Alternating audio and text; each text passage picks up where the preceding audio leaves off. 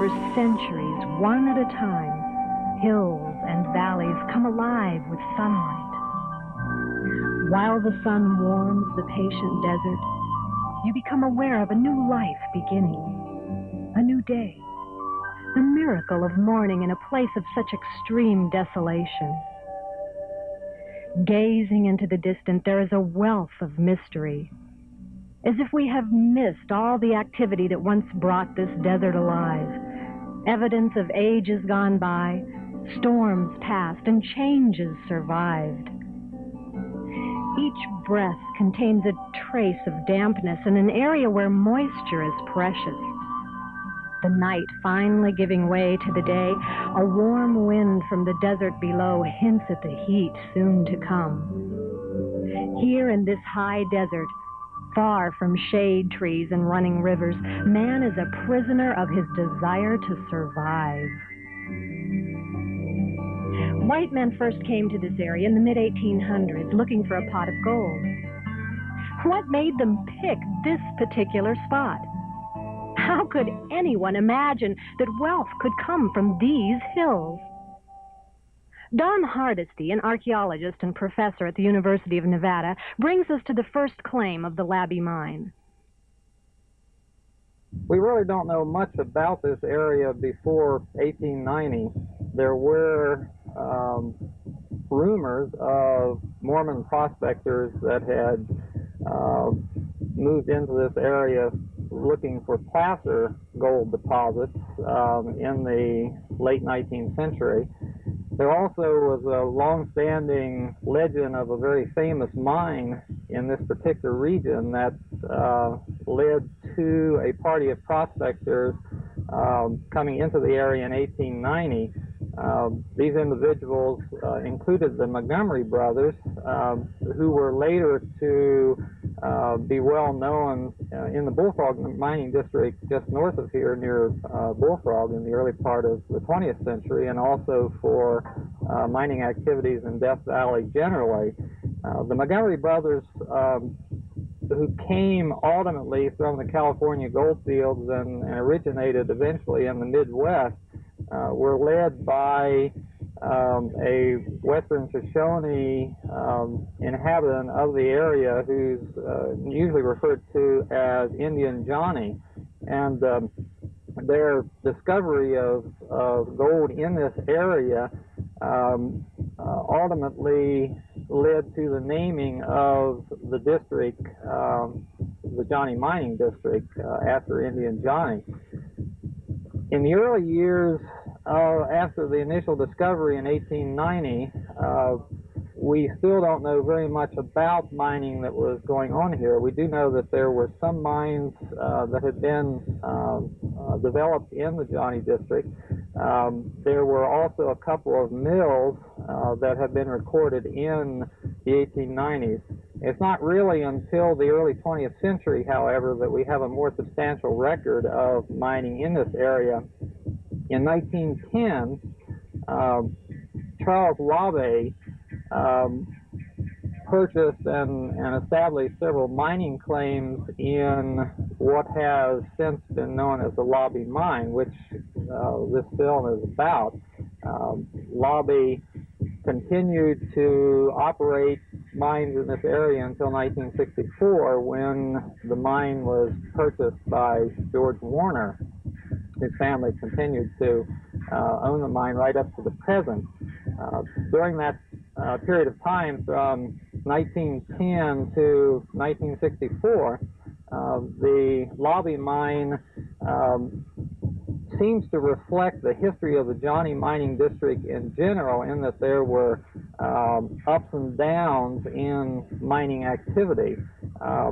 Probably the biggest incentive to mining in this area originated with the Tonopah goldfield booms in the very early 20th century.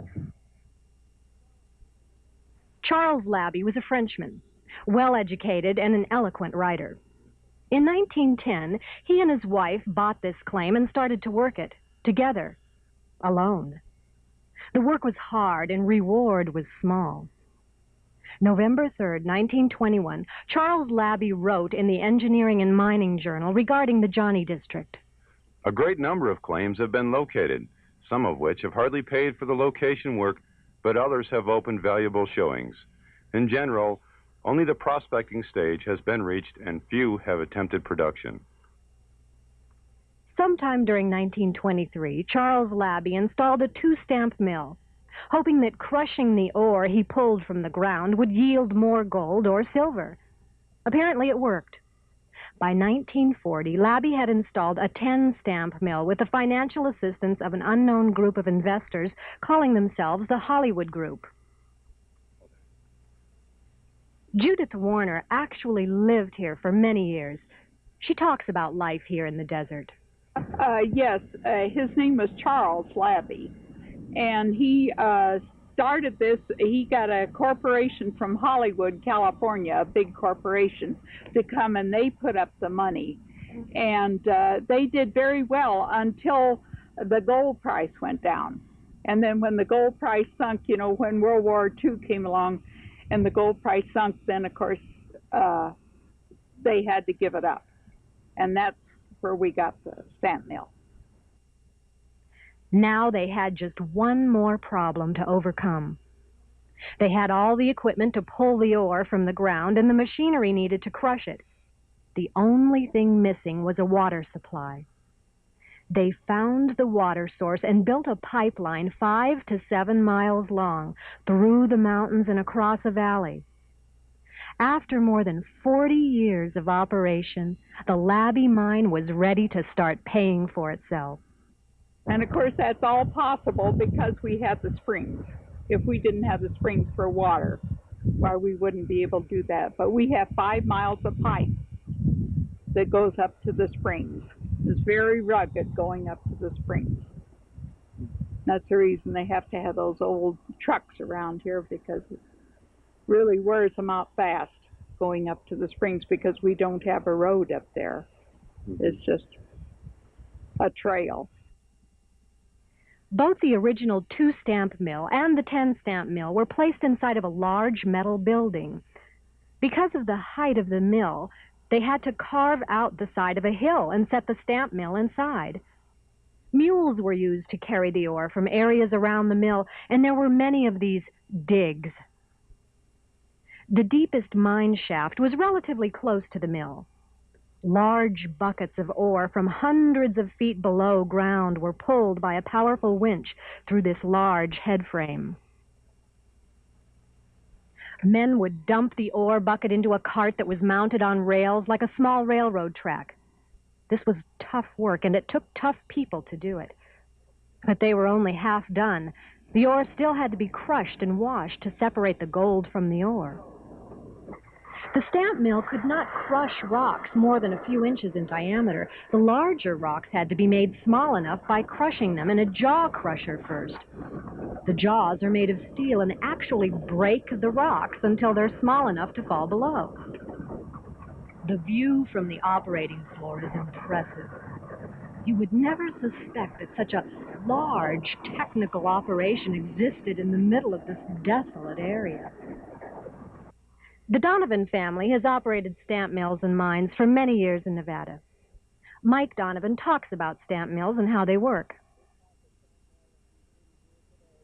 This type of stamp mill that you see here today was started, to my knowledge, on the Comstock Lode, was used from the 1880s through the 1960s on the Comstock Lode throughout Nevada. It was used in large mills, small mills, and all types. What you see here today is a 10-stamp mill that in a day would probably grind 30 tons a day. Each one of these batteries grinding about a ton an hour. The ore was brought in from the top, run through a small crusher, put into a coarse ore bin, which was fed then down into the feeders of the stamps that was controlled by the center stem. Each of these stamps was turned by this engine that you see over here at about 35 revolutions a minute. As the stamps fell, each of the stamps weighing approximately 2,000 pounds, they fell approximately 6 inches. They revolved with each turn.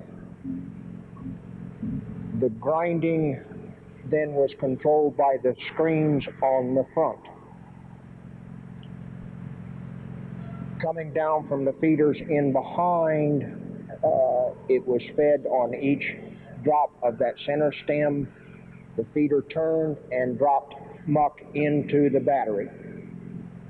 The control of that feed was done manually by the millman by feeling the tops of these tappets as the mill actually ran. He was standing up here or down below at the feeders, actually controlling and feeling these stamps as they ran.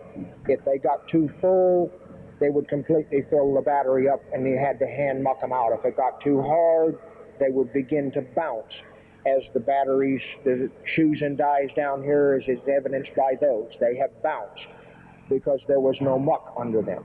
The millman tried to control that muck as it fed in there with his experience to maintain approximately 1.5 inches of muck under the stamps.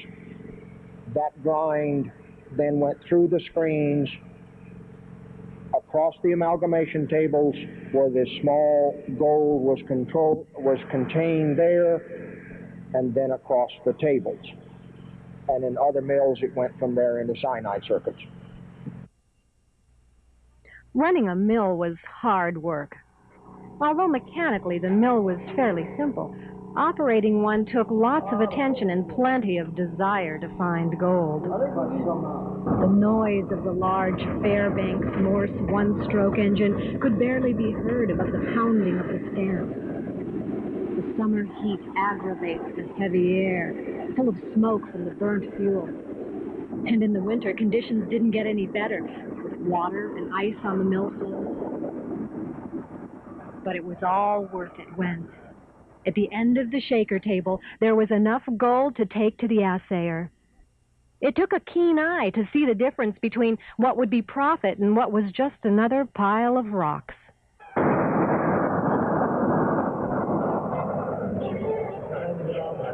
Beans, hand me down that pan of beans, hand me down that pan of beans, I'm going away. Out the window go the beans, out the window go the beans, out the window go the beans, I had a lucky day.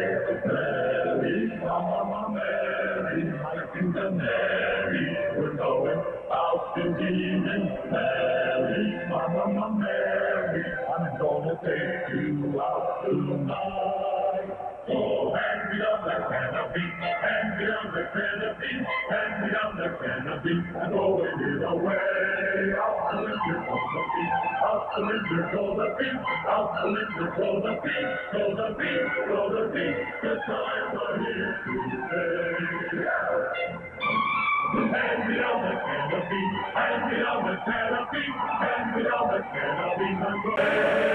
The ore is there. It's just the idea that one man alone, without heavy equipment, is not able to do that type of work. You know, he needed big trucks, and he needed loaders, and he needed all kinds of things like that. But on a school teacher's salary, we just didn't have the money to buy things like that.